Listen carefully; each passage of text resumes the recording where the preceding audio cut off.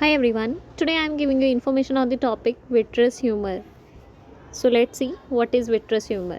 So this one is the structure of the eye. As you know, this is the cornea, this one is the iris, this one is the lens. Till here, aqueous humor is filled inside the eye, and this sky blue part is the vitreous humor which supports the structure of the whole eye. So let's see what is vitreous humor.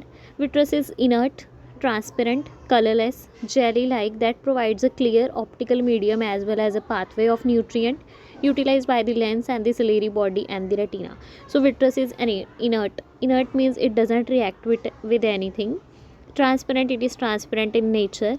It is a colorless and a jelly like substance which provide clear optical medium as well as a pathway of nutrient which is utilized by the lens, ciliary body and the retina. It helps in the refraction a lot, as well as it acts as a pathway of the nutrient for the lens and the ciliary body. Okay, so this one is the location of the lens. Here the lens is present and this is the ciliary body. Okay, so both of them get the nutrient from the vitreous humor. Vitreous humor give the nutrient to the ciliary body and then it get passes on to the lens. Vitreous is a clear and avascular filling space bounded by the lens, retina and the optic disc. So vitreous is clear. It is totally transparent and clear and avascular in nature. Avascular means there is absence of blood vessels. Filling space bounded by a lens, retina and the optic disc. Okay. So bounded by the lens, retina as well as optic disc. Here you can see this one is the optic disc. This one is the retina, this one is the retina and this one is the lens. Okay, so it is present in between them. It occupy approx 80% of the volume of the globe. The volume of the globe means it is an eye structure, so it consume approx 80% of it. It serves the optical function and also act as an important supporting structure of the eyeball. Due to the vitreous humor, the shape of the eyeball is maintained and it serves as an optical function, means it pass on the it plays an important role in passing the rays of light to the retina. Physiological properties. Now its volume is 4 cc per ml, weight is 4 gram, pH is 7.2 and it consists of 99% of water and a jelly. Refractive index is 1.336, osmotic pressure is 5.8, density, it is viscous and its density varies from 1.030 to 1.045.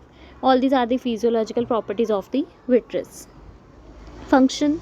It is one of the refractive medium of the eye because it plays an important role in focusing the light and forming the image on the retina. It supports the intraocular structure of the lens and the retina and maintenance of the structure of the eyeball.